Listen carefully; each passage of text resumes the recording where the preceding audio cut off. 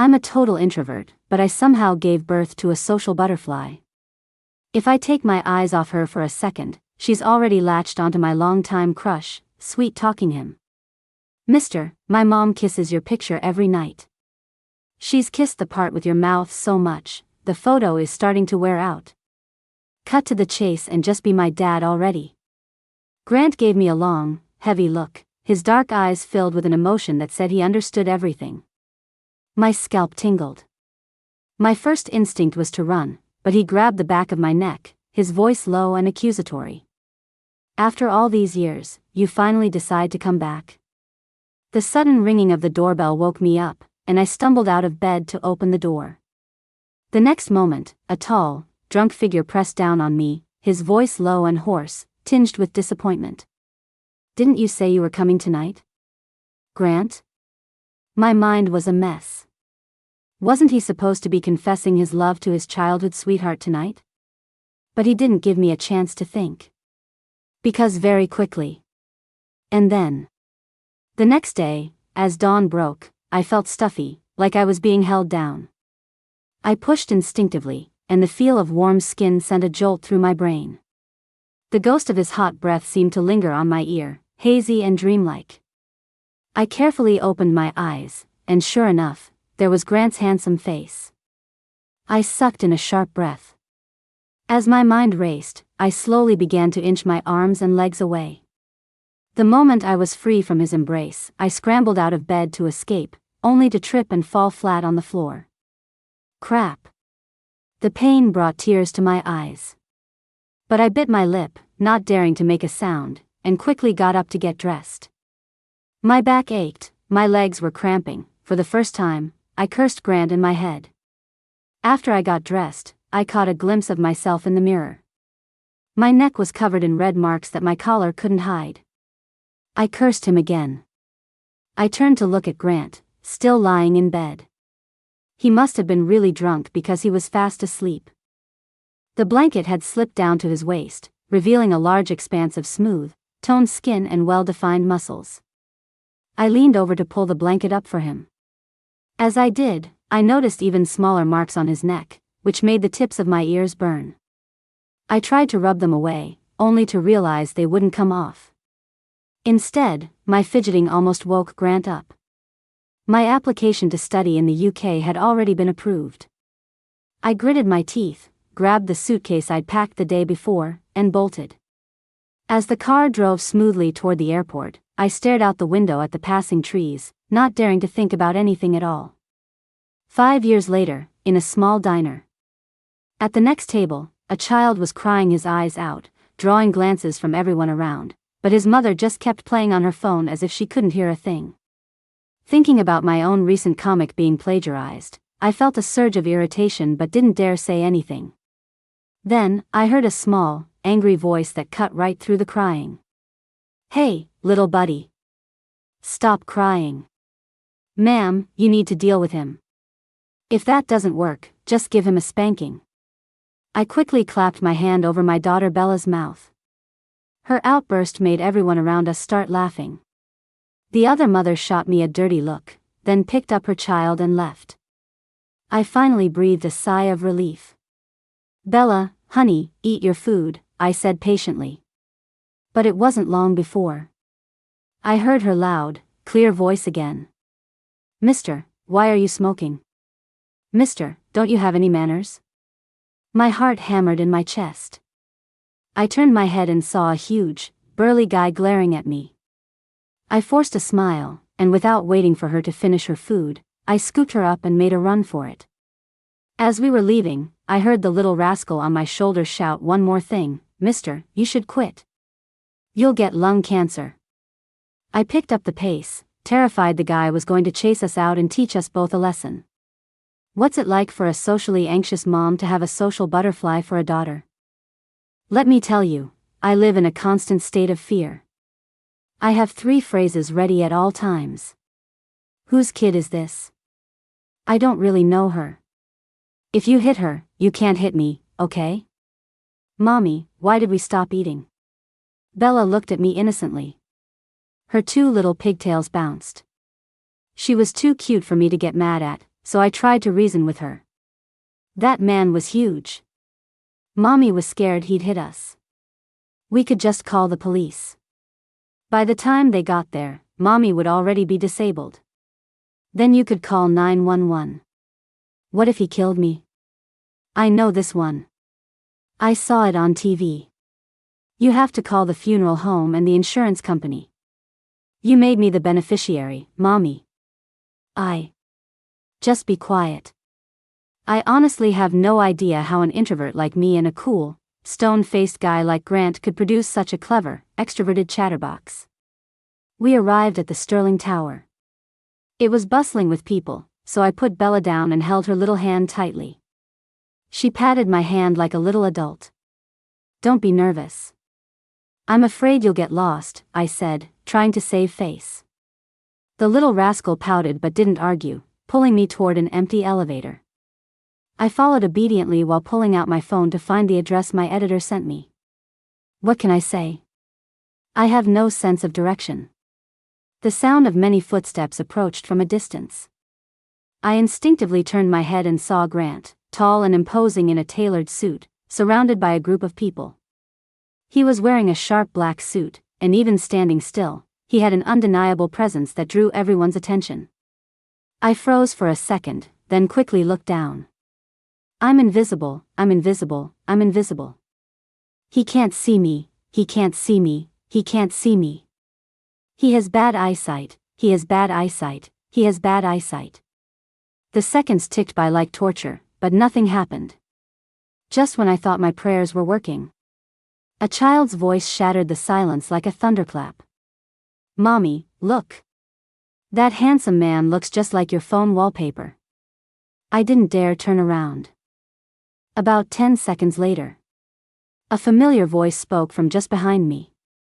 Carrie White. It wasn't a question, it was a statement. His voice was calm, with a deep, rich tone like a cello. There was no emotion in it, but it made my heart pound. I stiffened and turned around awkwardly. Oh, hey. Long time no see. The corners of his mouth lifted, but his eyes weren't smiling. Amazing you still remember me. I let out a couple of dry laughs. Just then, the elevator doors opened, and I grabbed Bella and hurried inside. Grant followed right behind us. I'd hoped that a crowded elevator would make things less awkward, but the doors closed and it was just the three of us. Okay, this is even more awkward. I couldn't find the button for my floor, and Grant hadn't pressed one either. But the elevator was going up. I quickly pulled out my phone, frantically searching through my chat history with my editor. What floor was it? I was getting anxious. Out of the corner of my eye, I saw the other two, one big and one small, both looking completely relaxed. The little one kept looking up at Grant. Grant was also looking her over, then pulled a piece of candy from his pocket. Bella lit up like a Christmas tree. For the first time, she didn't even ask me. She let go of my hand and reached for the candy. I pretended to be angry. Bella White, that's not polite. What do you say when a nice man gives you candy? The little girl hesitated, looking from me to Grant. Finally, she turned to Grant shyly and said, Do you have any more, handsome mister? My mommy wants some too. I was speechless, my face burning so hot it felt like it would bleed. Grant actually laughed out loud. Ugh. I can't control this child. I looked down again and started furiously poking at my phone screen. Bella was eating her candy, but she still didn't come back to my side.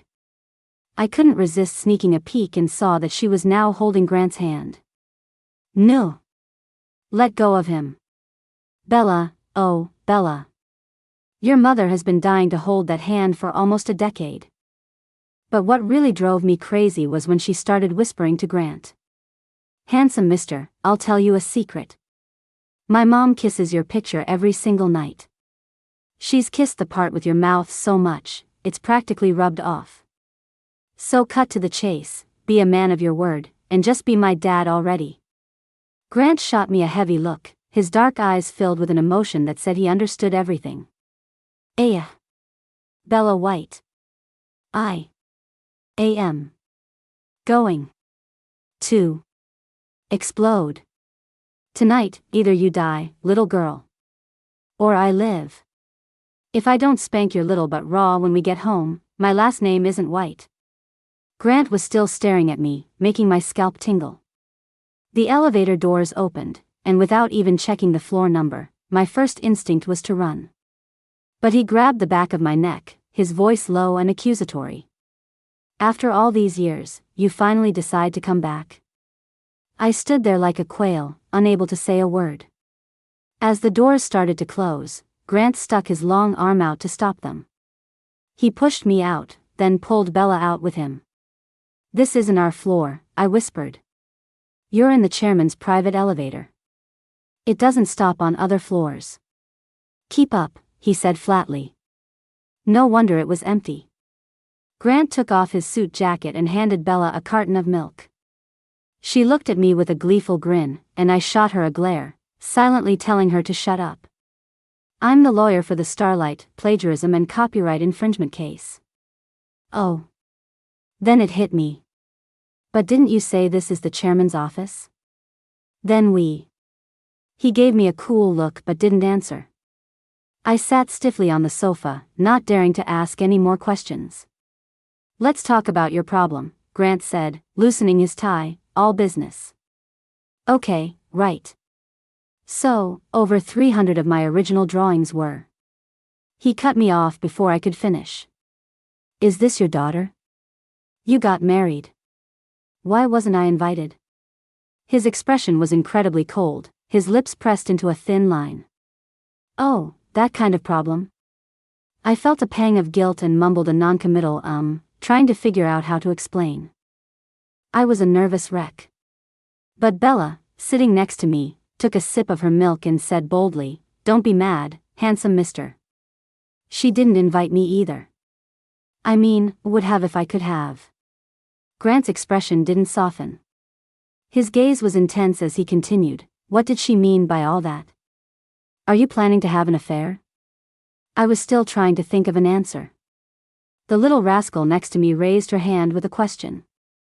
Handsome mister, what's an affair? Grant's lips tightened. It means your mommy being with me, he said seriously. The little girl nodded as if she understood, then looked at me earnestly. So, mommy, are you going to have an affair? Grant tapped his fingers on the table, a hint of nonchalance in his voice. I'd like to know that, too. Wait, what? To have an affair, don't you have to be in a relationship first? Answer me. Noticing I'd zoned out, Grant tapped the table again, impatiently. Nervously, I nodded without thinking. The man's face instantly darkened. Carrie White, what makes you think Grant Miller would stoop so low as to be your side piece? I was so scared I started shaking my head frantically. No, that's not it, I mean. My denial didn't make him look any better. In fact, his expression grew even darker and more unreadable. So what you're saying is, I'm not even good enough to be your side piece? I was about to cry.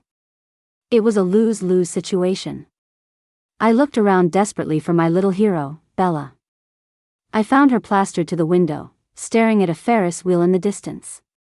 All I could do was force a pleasant smile. Can we just discuss the case?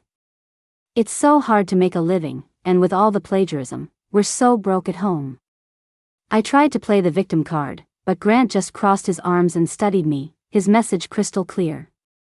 Don't change the subject. I quickly raised my voice. We're so poor we can barely afford to eat. Isn't that right, Bella?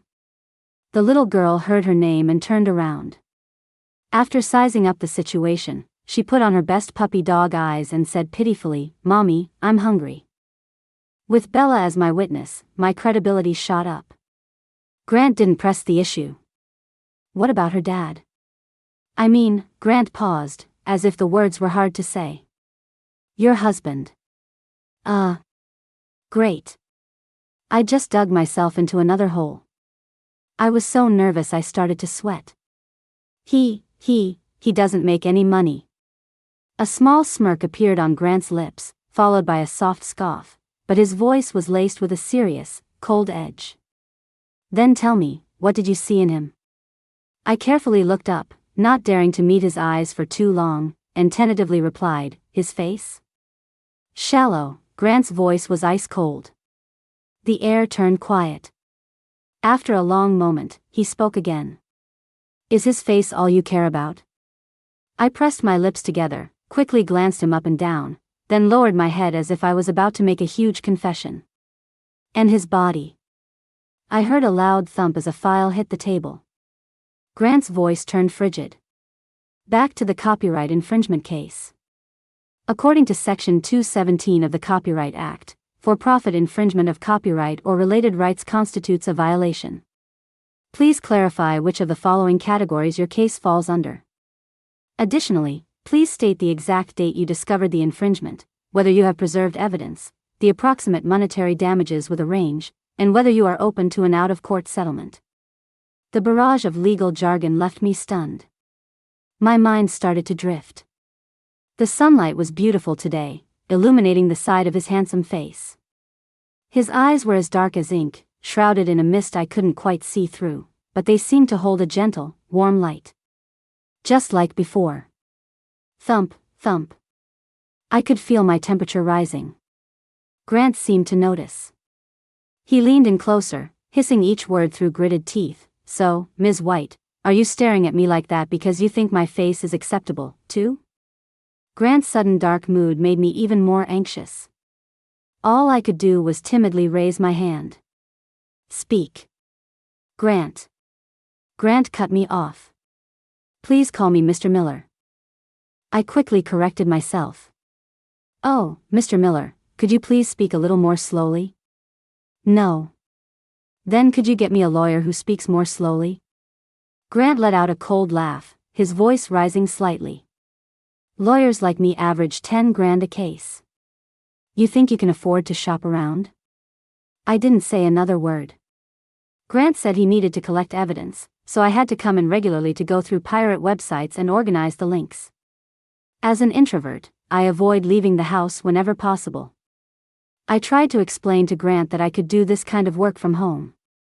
But he refused, saying I'd just slack off. So I had to drag my laptop to the top floor of the tower day after day.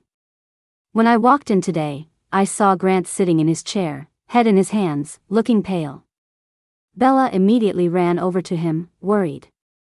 "Handsome mister, what's wrong?" I hurried over too. I knew right away what it was. I pulled a rock candy from my pocket, unwrapped it, and held it to his lips. Grant has hypoglycemia, so he always keeps a few candies on him. Back in college, he had this cool, unapproachable vibe, but he was always pulling out pink and blue rock candies. That adorable contrast drove legions of girls crazy. Including me, of course. Later, when I found out it was due to an eating disorder, my heart ached for him. For a while after that, I dedicated myself to learning how to cook. Grant's color returned a bit after eating the candy, but he just sat there silently, pinching the blue wrapper between his fingers. After a long moment, he finally said, "You don't have to do that."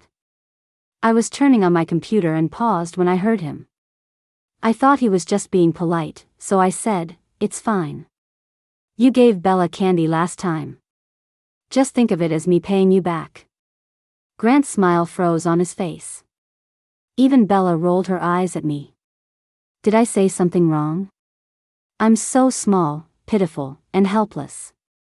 For the rest of the day, Grant gave me the cold shoulder. It made me walk on eggshells all afternoon. It wasn't until dark that Mr. Miller finally called it a day.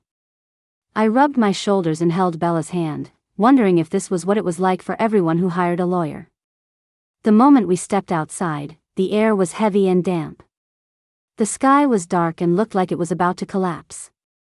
I pulled Bella along to hail a cab, but it was rush hour. Not only were all the taxis on the street taken, but the wait for an Uber was 40 or 50 people deep.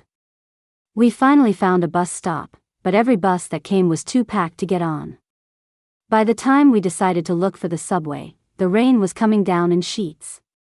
It was late, and Bella was getting scared. All I could do was crouch down and hug her tight, sheltering in a corner of the bus stop to avoid the wind and rain. It's okay, Bella, don't be scared. The city is really safe now. There are no bad guys. Mommy, I'm scared. Bella sniffled, her eyes welling up with tears. Just as my heart was breaking for my poor little girl, I heard her next sentence. Mommy. That guy in the yellow shirt left our fried chicken downstairs. I'm scared someone will steal our delivery if we're late. I face-bombed. Just then, a black Maybach pulled up to the curb and honked twice. The window rolled down, revealing Grant's flawless, handsome face. Your husband didn't come to pick you up in a storm like this? His voice was cool, but it carried clearly through the sound of the rain. I felt pathetic, but there was no escape. Get in, will you? Parking here is a 30 fine. Hearing that, I quickly picked up Bella, shoved her into the car, and then climbed in myself. Thank you, Mr. Miller. He didn't respond to me. Instead, he said flatly, if I were a husband, would never let my wife and child get soaked in the rain.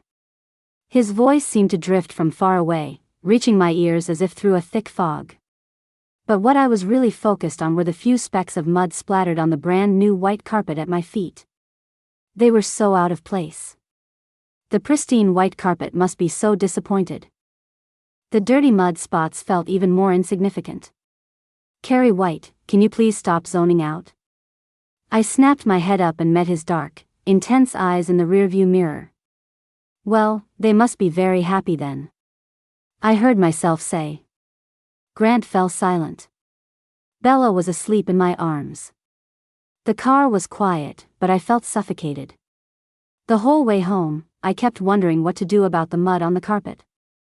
When the car suddenly stopped, I realized we were home. I got out with Bella in my arms, my eyes still fixed on the carpet. I was about to say something when Grant got out too and walked over to me.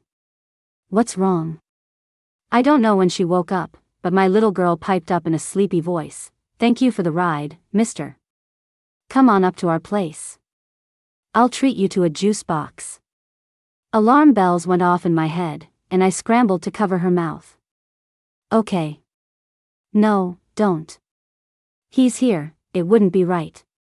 We both spoke at the same time, and the temperature dropped to freezing. After a long pause, Grant chuckled. We're just old classmates. It's not like there's anything between us. He started to head upstairs, and I quickly grabbed his arm. You can't go up. He turned around, looking confused. I quickly tried to explain. He's really violent. He's scary. He hits people. Grant's expression immediately turned serious. Has he hit you? My heart was pounding. I finally just lowered my head and said softly, you really shouldn't go up. Grant's temper flared.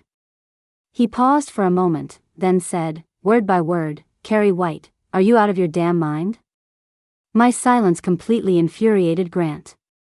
He didn't say another word, just stormed back to his car, slammed the door, and stomped on the gas. Bella, still half asleep, rubbed her round little face, completely bewildered. Mommy, why did you make the handsome mister think someone else lives with us?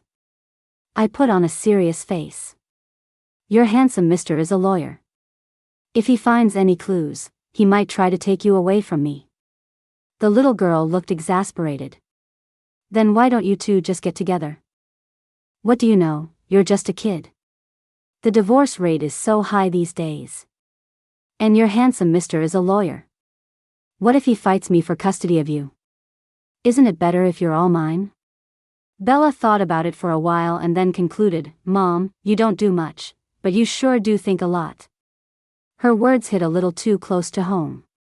Annoyed, I pointed to a corner downstairs and said coldly, look, your delivery wasn't stolen, but it's soaked. You can't eat it. The little girl burst into tears. That made me feel a little better. What I didn't say was that my love for him was so deep, so humble, so careful, that I didn't even dare to reach out and touch it. If you never have it, you can never lose it. If you never have hope, you can never feel despair. The next morning, I stared at the dark circles under my eyes in the mirror with a frown. I awkwardly tried to put on some makeup, hoping a certain someone wouldn't notice. But maybe my makeup skills were just that bad. The moment I got to the office, Grant stared at me for a long time. Finally, he said in a low voice, "Did he hit you?" I waved my hands awkwardly. No. It was hard to explain. Basically, it was my daughter's fault. She'd napped all afternoon in the office yesterday, so when we got home, she refused to go to sleep and insisted on watching TV. She was done with her little pink pig cartoons and wanted to watch a horror movie. Halfway through, she was sound asleep. I was so terrified I couldn't sleep all night. Of course, I was too embarrassed to tell Grant that, so I just let him think whatever he wanted. Before turning on my computer, I glanced at him. He looked very serious. The longer I sat there, the sleepier I got. My eyelids felt like they were glued together. My consciousness started to fade, and I fell asleep at my desk. When I woke up, I stretched my neck, and the suit jacket fell to the floor. I quickly picked it up and snuck a look at Grant, relieved he hadn't noticed. The man was a total neat freak. I stood up and stretched. Across the room, Grant was standing tall by the microwave while Bella stood beside him on her tiptoes, staring eagerly at her lunchbox. They both turned to look at me when they heard me move. I felt my face flush, embarrassed at being caught slacking off. I cleared my throat to change the subject. "Bella, did you finish your kindergarten homework?" Bella huffed, her little face turning red. "I forgot what I had to do. I took a picture of it on my phone. Mommy's just going to the restroom first." I yawned, wanting to splash some water on my face to wake up. But before I could even touch the faucet, something exploded in my brain. I rushed back out. Put down my phone. But it was too late. Grant was intently focused on the screen, while Bella sighed beside him. So many pictures of the handsome Mr. Wait, back then he was a handsome big brother. I felt like I was on fire, my face and neck burning red all the way to my ears. With the speed of a startled cat, I snatched my phone back and dashed into the bathroom again.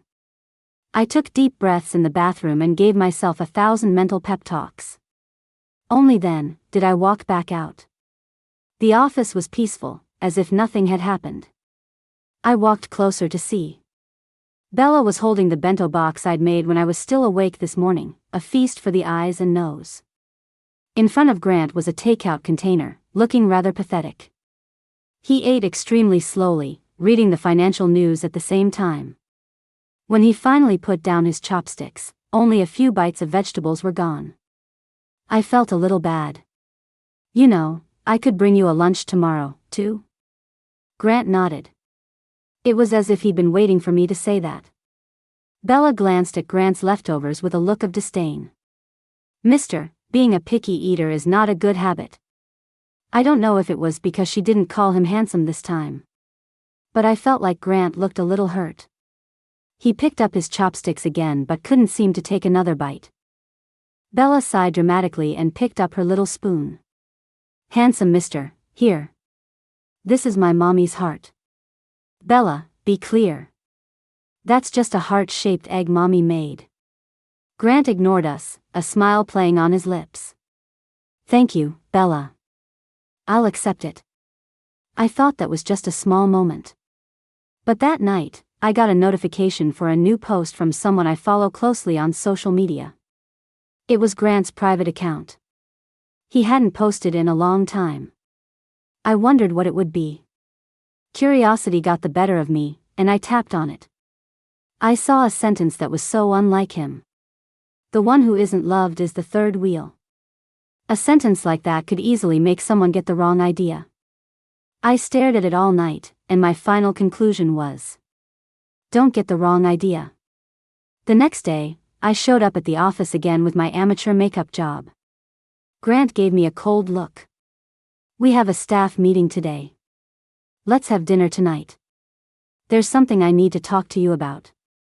I nodded and sent a text to Bella's teacher to sign her up for the after-school care program. The little rascal was always begging me to let her eat with her friends, so this worked out perfectly. The office was spacious and bright, and without Grant around, it felt liberating. I curled up on the sofa with my laptop and finished my work for the day in no time.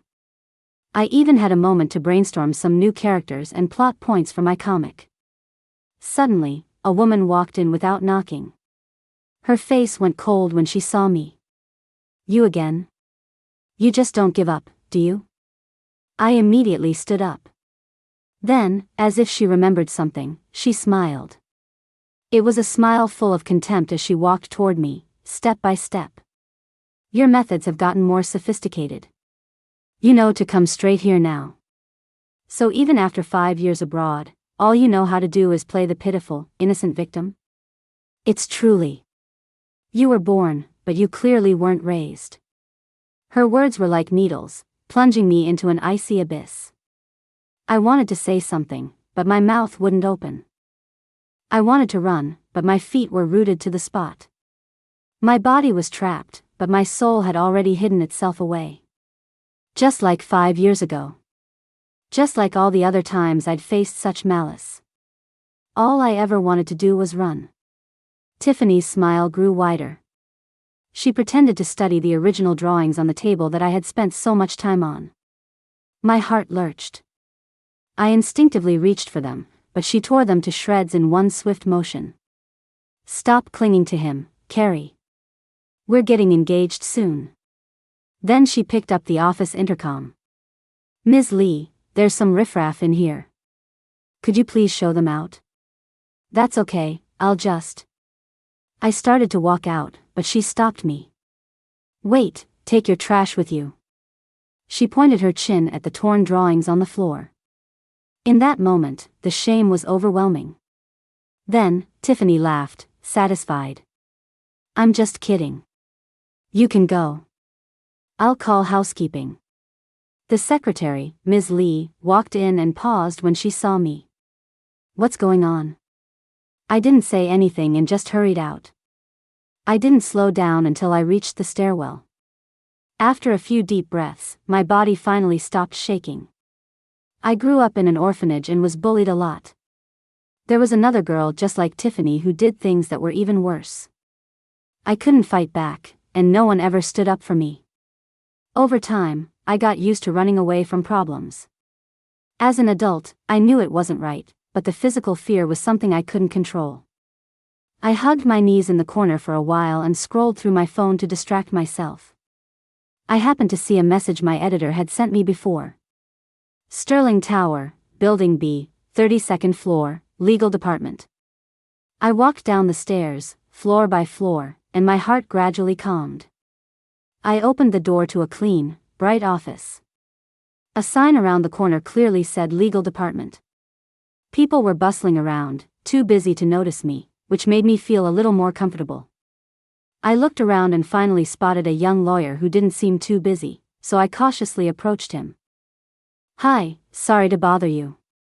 I was wondering how much it costs to file a copyright infringement lawsuit." "Oh. Do you have an appointment?" "I'm just an intern, but I'd be happy to answer your questions." The man's smile was warm, and his explanation was patient and professional. I listened intently, and slowly, I started to feel more confident about the whole lawsuit. By the time he was done, I was feeling much better, having completely forgotten my earlier troubles. "You're going to be a great lawyer someday." I smiled, encouraging him, just as a voice came from behind me. "Then why don't you wait 3 months for him to become official and have him take your case?" My body tensed up. The intern's eyes lit up with admiration. "Mr. Miller. Book knowledge only gets you so far. The examples you gave were a little off. I suggest you go back and review Smith on copyright infringement." The intern nodded eagerly, taking the advice to heart. Grant then turned to me, his tone cold. "Are you not satisfied with me as your lawyer? Do you have any idea what my usual rates are?" I didn't say anything. For some reason, Tiffany's words from years ago echoed in my mind. "Grant is nice to stray dogs on the street. What makes you, an orphan, any different? He bought a few of your drawings, and you gave him your whole heart. You're so easy. He pities you. I mumbled something about having to pick up Bella, and then I ran. Again. I ended up sitting on a small stool in the after-school cafeteria, sharing a kid's meal with Bella. As I ate without thinking, I suddenly realized. This feeling was exactly the same as when I left 5 years ago. But back then, I could run. Now, I have Bella. I have to face it. Is there anything more tragic than being pitted by the person you've truly loved for so long? So I guess I never really let him go. I still like Grant. I feel like I'm not good enough for him, but I still want him all to myself. I can't bring myself to delete his pictures. I get jealous and possessive. But after this lawsuit is over, we'll have nothing to do with each other. The good thing is, I have Bella. I'll be happy for you, Grant. But things never go as planned. I walked home with a skipping, happy Bella. As we climbed the stairs, a tall, slender figure was standing at the top. He was smoking a cigarette, the tip glowing in the darkness. He heard us and looked over, then stubbed the cigarette out under his foot. Bella cheered, "Handsome mister." Grant nodded in acknowledgement. I took out my key to open the door. Bella ran inside first. Just as I was about to follow, he grabbed my arm. With a firm pull, he drew me into his arms. Then he turned me around to face him, pinning me against the door. The motion-activated light flickered on again. I saw Grant's dark, deep eyes. It was so quiet I could hear my own heartbeat. Thump thump. Thump thump. That had to be mine. The light went out again, plunging us into a quiet, intimate darkness. Grant gently squeezed the back of my neck, his tone unreadable. "Carrie White?"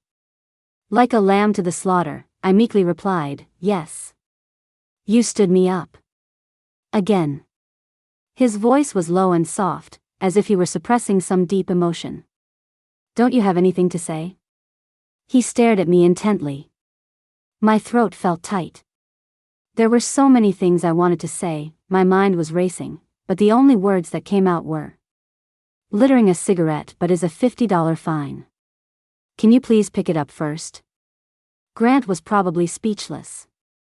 After a long moment, he sighed and bent down to pick up the cigarette butt. I reached out to take it, but he put it in his own pocket. "Don't change the subject." "Fine. I'll just say it. I'll handle your divorce case for you, pro bono. I'll protect you and make sure that man leaves with nothing."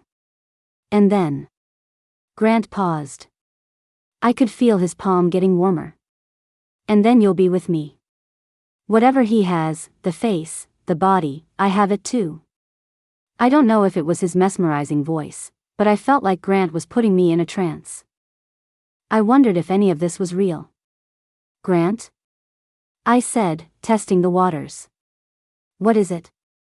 Grant's voice was tinged with a warmth I'd never heard before. "Nothing, it's just," I swallowed hard. "I'm not getting a divorce." 0.01 seconds later, the veins on Grant's forehead were bulging. He was shaking with anger.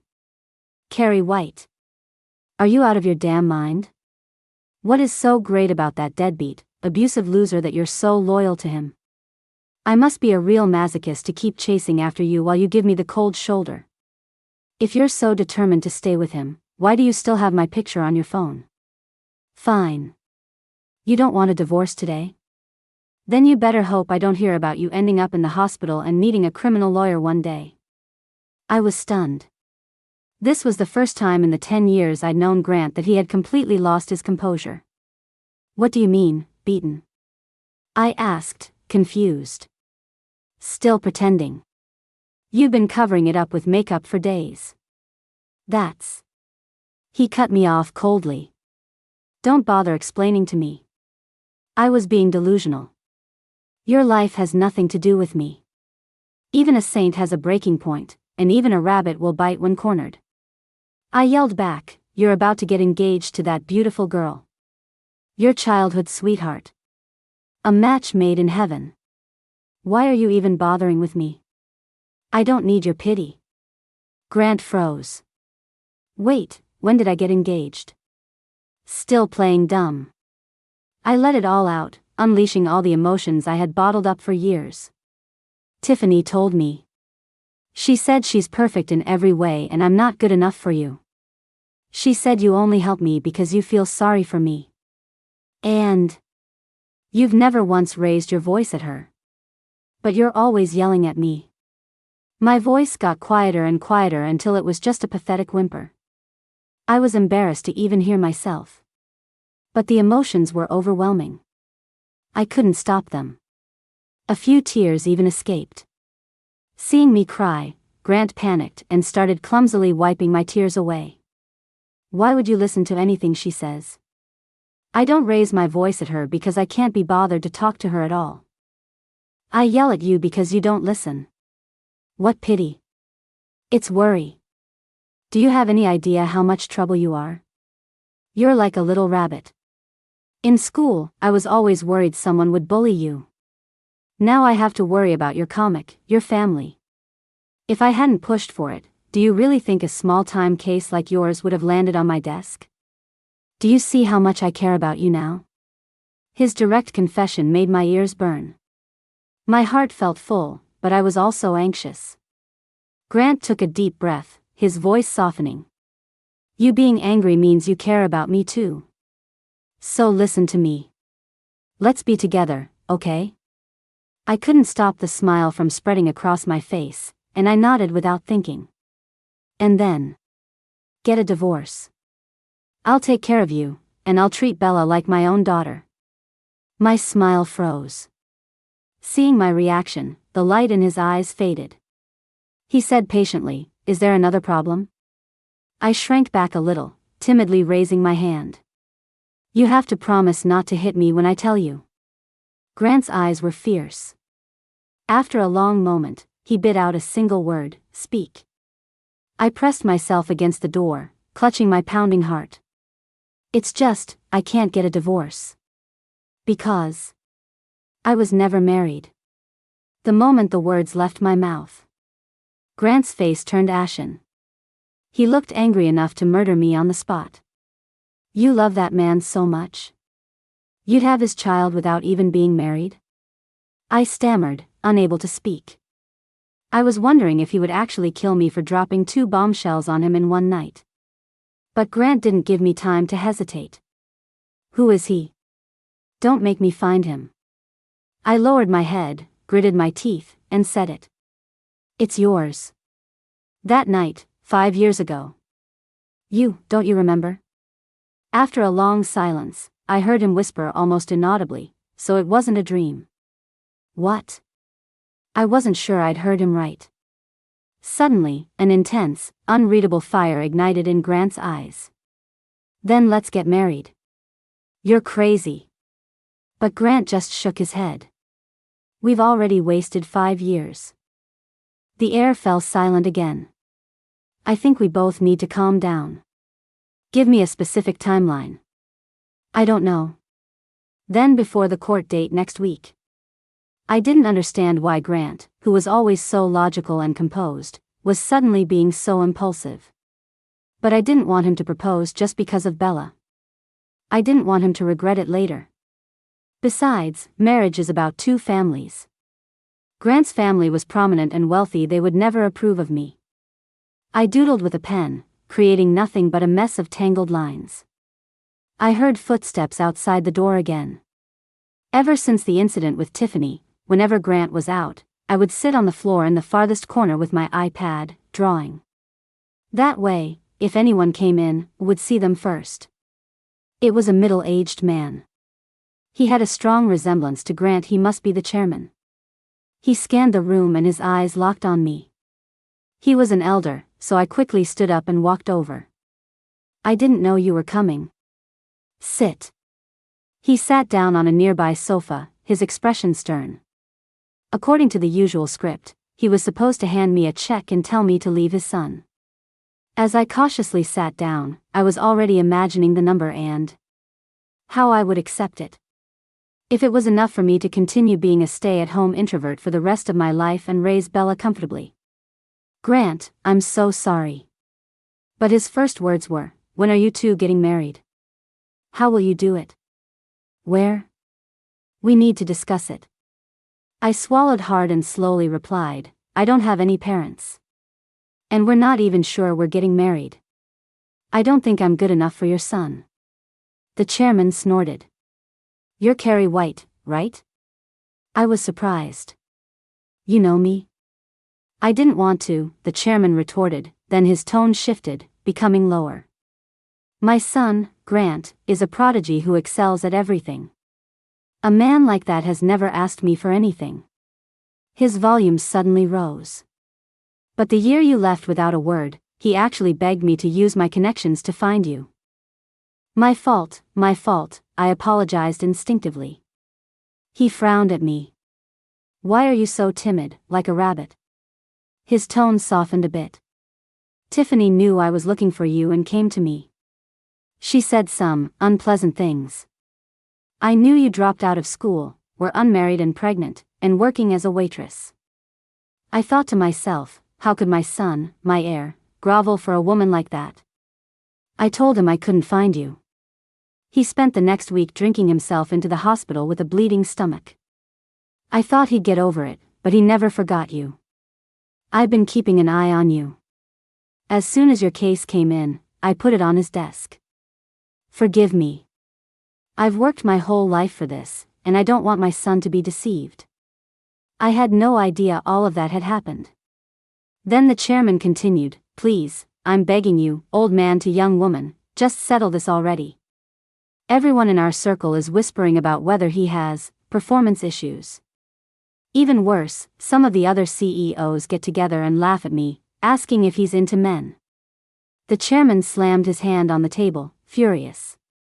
The sudden shift was so jarring I could barely contain my laughter. I just nodded with a red face. Grandpa. You're here too. Bella saw the chairman and ran over happily. She rummaged through her little backpack and proudly held out a piece of paper. Look. Grandpa. I got a perfect score. You have to keep your promise. You have to take me for a bucket of KFC. The chairman beamed, unable to hide his joy. He stood up immediately. Let's go, let's go. Grandpa will buy you the whole restaurant if you want. The words of protest died on my lips, and all I could manage was a quiet, don't let her drink too much soda. As they reached the door, the chairman remembered something and turned back to me. Carrie, you two need to talk and let us know when you've set a date. I nodded slowly. Grant walked in just then. What's up? My ears were burning, and I was too shy to say anything. Then, out of the corner of my eye, I saw the file in his hand. The words DNA test report were printed clearly on the cover. My shyness turned to annoyance. I pouted and retreated to my corner. What the hell? He asked me, but he didn't believe me. Then why bother asking at all? Grant must have guessed what was wrong. He walked over and leaned down close to me. Are you mad about this? My old man ordered it, not me. Oh. The old man said, how can she inherit my billions without a DNA test? His words almost brought me to tears. I whispered excitedly, can I get a test too? Maybe I'm his long-lost child. Grant's face darkened. Carrie White. I just grinned at him, and his expression softened. After a brief silence, we both spoke at the same time. Have you thought about it? Let's get married. Epilogue 1, about the art. Carrie White was a poor art student. Thanks to the encouragement of the orphanage director, who was like a mother to her, she loved to draw. Drawing was her escape to another world. But the cost of paper, brushes, and paint alone took up most of her living expenses. One day during her senior year of high school, the owner of the shop where she worked part-time skipped town. After 2 weeks of eating nothing but bread and pickles, Carrie collapsed from low blood sugar. The person who carried her to the nurse's office was the most popular boy in school, the one all the girls had a crush on, Grant Miller. Later, on another rainy day, she was waiting for the bus. Grant had his driver pull over, and Carrie cautiously got in. The boy's voice was as rich as a cello. He said, "Your art is beautiful. Can I buy a few pieces from you? I'd like to collect them." Carrie thought later that her heart must have run away at that moment. It ran straight to Grant's side, and it stayed there, year after year. The money not only allowed her to stay in school, but his words were one of the few affirmations she had ever received. But later, at a party Grant invited her to, Tiffany tore up one of her paintings in front of everyone. It was the one thing she was proud of. She called her a pathetic charity case and said her pathetic, hidden crush was disgusting. Carrie was terrified. She didn't wait for Grant. She just ran. It wasn't until 5 years later, in Grant's study, that she saw the painting again, perfectly intact. Only then did she realize that the one Tiffany had torn up was a fake. But Carrie still couldn't understand how Tiffany could act with such confidence, as if it were real. A year later, Tiffany's family company went bankrupt after its chairman was jailed for making a massive profit selling counterfeit cosmetics. Epilogue: she slept with me. And then she ghosted me. She disappeared so completely that it took me a month to find out she'd gone to the UK. I lost all contact. She was an orphan, which meant she might never come back. Sometimes I wondered if I had misjudged her. Maybe the shy, innocent girl I thought I knew was actually a player. She always acted so obedient, but when I told her to wait for me in the private room that night, she still ran off first. We'd done everything, and she still left without a second thought. Just like a little rabbit. Carrie White, you've got guts. For the first few months after she left, I told myself that no one was indispensable. I wasn't going to wait for her. I accepted invitations to every party and didn't turn down anyone who wanted to be my date, but it never went further than that. I blamed it on being a neat freak. Once I've set my mind on something, I can't easily change it. I scoffed at her, cursed her in my head, but I was still secretly trying to find out where she was. For the first time in my life, I begged my old man for help. He said he couldn't find her. In a panic, I flew to the UK, only to be told by her school that she had taken a leave of absence. She wanted to study art there more than anything, and yet she dropped out. Her professor said, "It's common for Chinese students here to marry a local to get a green card." Fine. Just fine. I told myself, Grant, this is it. You have to let her go. The second and third years passed in silence. By the fourth year, I couldn't take it anymore. I fantasized that she might be following my social media. I found out later she only followed my private account. My colleagues in the legal department probably thought I was insane. I was posting on my public accounts about how dangerous the UK was while simultaneously snatching up every UK-related case that came through the door. By the time I took my 16th UK case, my suitcase was a permanent fixture in my office. I was just about to tell my assistant to book a flight when I saw a tiny, insignificant case file at the bottom of the pile. Comic copyright dispute, Carrie White. My heart started racing. I quickly flipped to the client photo. I couldn't help but gently touch the screen, and then I laughed out loud. She was a grown woman now and still using her student ID picture. Later, I finally saw her. She still had that habit of shrinking down and looking at the floor, as if that would make her invisible. But the little girl next to her was incredibly brave. Her eyes sparkled as she looked at me, even secretly beckoning me over with her finger. My emotions were a chaotic mess. Bitterness at the bottom, anger in the middle, and jealousy floating on top, so full it was about to spill over. This woman, Carrie White, was playing hopscotch with my feelings. One minute she's agreeing to have an affair, the next she's not. One minute she's talking about how handsome her man is, the next she has my picture saved on her phone. One minute she's feeling sorry for me and promising to make me lunch, the next she's refusing to divorce her abusive husband. Sometimes, I'd be reading legal statutes and dark thoughts would cross my mind. How could I make an abusive husband disappear without getting caught? And then have this little single mom and her adorable daughter all to myself? I was just about to start planning it out. And then Carrie tells me, she's not married. even with the mix of love and frustration. Looking back on it now, I know one thing for sure. The day Carrie White came back 5 years later was the day Grant Miller started living again.